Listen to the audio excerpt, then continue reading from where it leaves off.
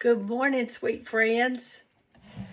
We're going to make some cream cheese grits today, and I've gone over this with you before, but some of you are still having questions, so I'm going to help you this morning, and we're going to do these things. All right, in this pot right here, I've got 12 tablespoons heaping of grits. And I keep them in a jar over here like this. This is my grits jar, and they are just grits in a bag. They are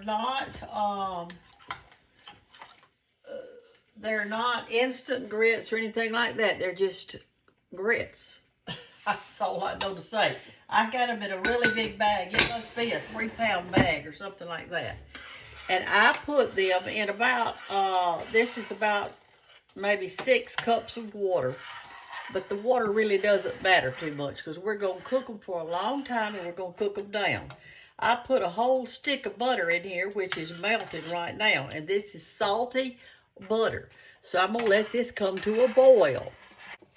Okay, our grits have come to a hard boil. And so now when it does that, you want to turn it down to low.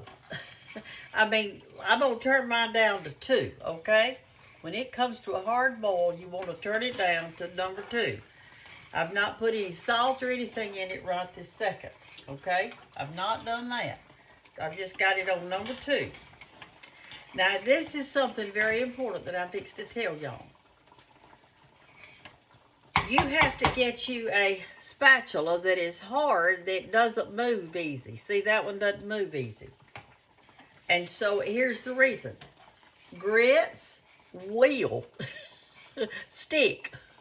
So you cannot stir this with a spoon or something like that. You've got to have you a hard spatula, and every now and then come over here and stir it. Now we're going to cook this about 35 minutes, but you don't have to stir the whole time because we've got it on low. But you do want to come and check it and then scrape that bottom real good. And let those grits just cook, because grits, I had some people that are watching from other countries and they didn't know what grits were. Grits are dried corn. And somebody told me that Iowa, the state of Iowa, didn't even make grits. They didn't have a grits company.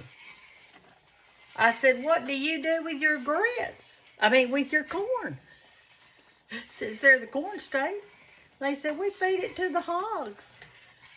Well, honey, these are so good with all kinds of things at night. You don't have to cook potatoes or rice or noodles at night. You can cook some grits with your fried chicken and your pork chops and your shrimp and grits. Grits are very versatile. They're a good starch. All right, so let's just continue to stir and let them cook for a while. About 10 minutes have passed, and you can see how the grits are getting thicker and thicker. And now I'm checking to see if it's sticking a little. This will be a little stick right over there on that side. Let me get him up. Every now and then just come back. See, I'm doing other things while I'm cooking my grits. I'm not just standing at this pot. Somebody said they're not standing at that pot for that long. Well, I'm not standing here. I'm fixing to wash some dishes over there while this is cooking.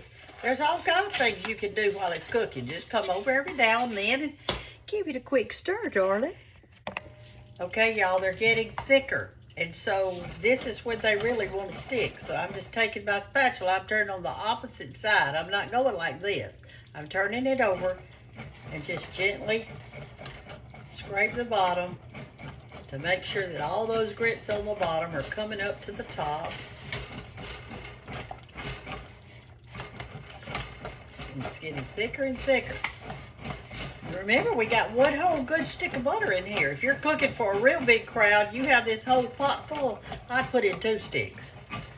It's according to how many people are coming and or how many people you're feeding. And if you're feeding cheese and if you're feeding shrimp and grits, you'll need more grits because they like a lot of grits on their plate.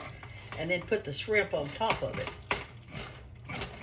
This is why you've got to have a straight edge, stiff spatula. All right, I got it all up.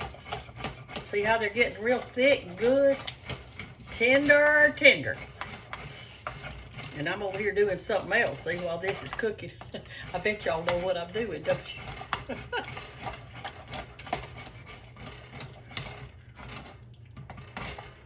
All right, that's it.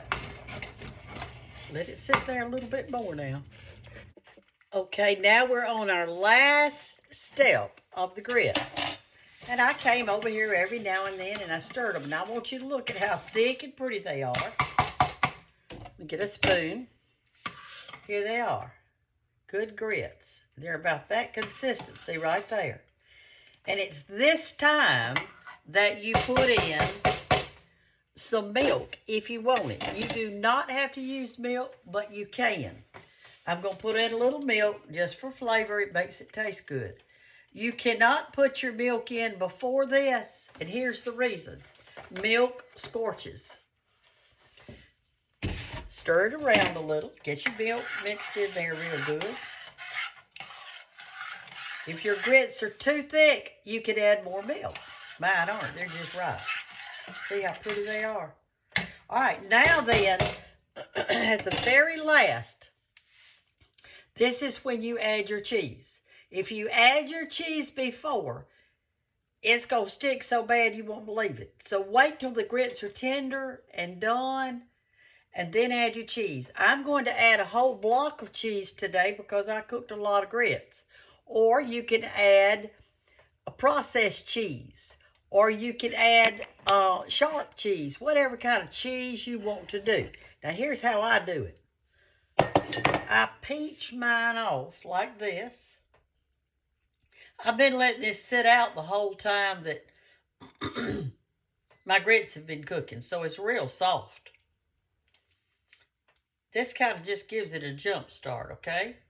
Pinch this off, and when it melts, and you taste it and see if it's got enough salt in it. You taste it to end, and I'm going to put some salt in mine because I have not done it yet.